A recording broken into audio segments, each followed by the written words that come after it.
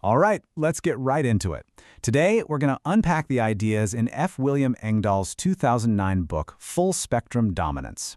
Now, this is a heavy hitter, a really deep geopolitical analysis that tries to shine a light on what he calls the Pentagon's grand strategy after the Cold War officially ended. So, picture this. It's 1991. The Soviet Union has collapsed. There was this feeling all over the world, this hope for a peace dividend, right? The idea that we could finally stop spending trillions on defense. But Engdahl's central claim is that behind the curtain, a completely different plan was being drafted. The goal wasn't just to be a superpower, it was to be the only superpower, without any serious challengers. And that brings us to this key term, full spectrum dominance. This is the heart of the whole book. And look, this isn't just about having more tanks or ships. This is an official U.S. military doctrine. We're talking about controlling every single dimension of the battlefield, on land, at sea, in the air, in outer space, and even in the world of information. The ultimate goal? To be so overwhelmingly powerful that no potential adversary could ever hope to put up a fight. That's the idea we're going to explore. Okay, so let's start with the most obvious stuff, what we call hard power. You know, the visible, tangible aspects of military might. We're talking bases, bombs, and big alliances. So, one of the first things Engdahl points to is the expansion of NATO. Now, there are records of American diplomats like James Baker apparently promising the Soviet leader Mikhail Gorbachev that if Germany reunified, NATO would not expand 1 inch eastward. And yet, what happened? Over the next 15 years, NATO did exactly that, absorbing nation after nation right up to Russia's doorstep. The book presents this not as a defensive alliance growing, but as a deliberate strategic encirclement. Now, this is where it gets really interesting, the missile defense shield. Publicly, the justification was always, hey, this is to protect us from rogue states like Iran or North Korea. But Engdahl's analysis paints a totally different picture. He argues it's an offensive tool. Think about it. If you have a shield that can block a retaliatory strike, it gives you what military planners called nuclear primacy. It's the ability to launch a first strike without having to fear the consequences. It becomes the missing link for a first strike capability. And all of this is supported by a massive global network of what some call lily pad bases. A perfect example he uses is Camp Bon Steel in Kosovo. This wasn't just some random outpost, it was the largest U.S. base built since the Vietnam War, and its location is absolutely no accident. It's perfectly positioned to project American power right into the energy-rich regions of the Caspian Sea and the greater Middle East. Okay, so that's the hard power. But missiles and bases are only half the story. Engdahl argues that there's a much more subtle, covert side to this strategy, what he calls soft warfare. This is about changing governments without firing a shot. And for this kind of warfare, you need a different toolkit.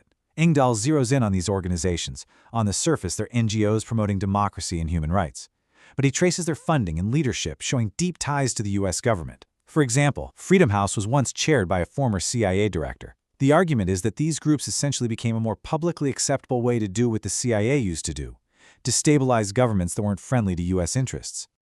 And according to the book, this wasn't random. There was a step-by-step playbook that got used over and over. First, you fund and train local activists. Then you create a simple, catchy brand. Think of the clenched fist symbol of Otpor in Serbia, with the slogan, "He's finished."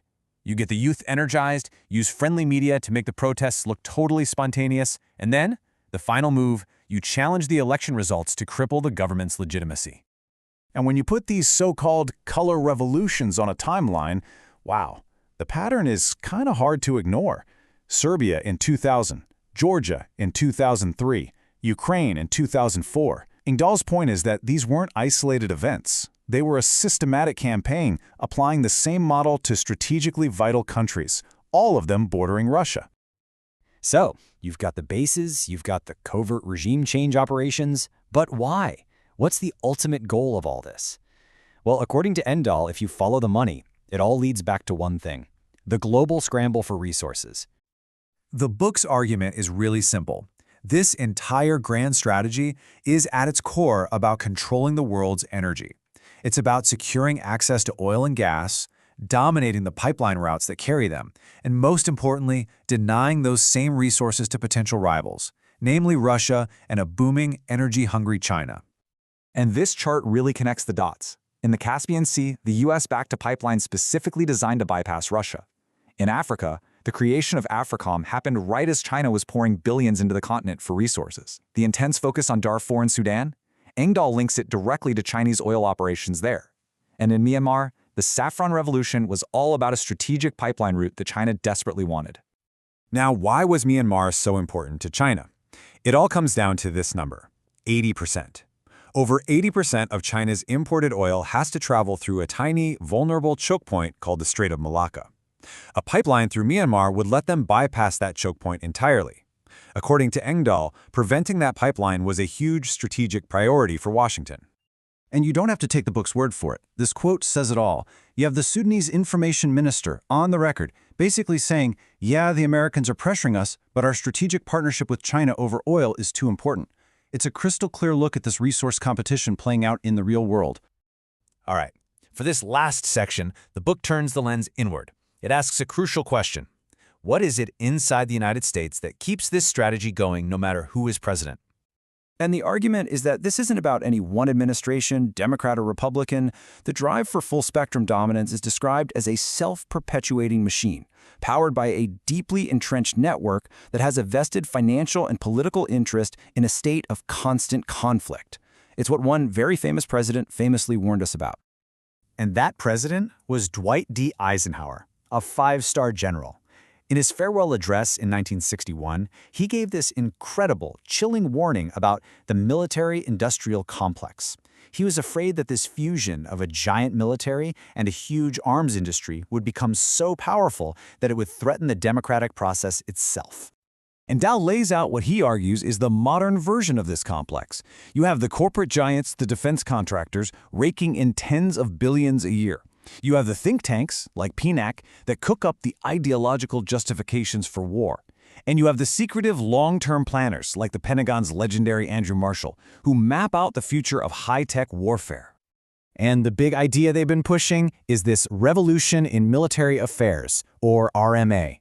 You can think of it as the technological blueprint for full-spectrum dominance. It's a vision of war fought with spy satellites, precision missiles, cyber attacks, all designed to create a military so advanced that it's practically untouchable, able to strike anywhere on the planet with zero risk. So, there you have it. That's the framework that Engdahl laid out back in 2009. A comprehensive and, a pretty controversial theory about how global power really works. It leaves us with one final big question to chew on. More than a decade after this book came out, when you look at the world today, how well does this analysis hold up? How much of this grand plan do you see playing out on the world stage right now?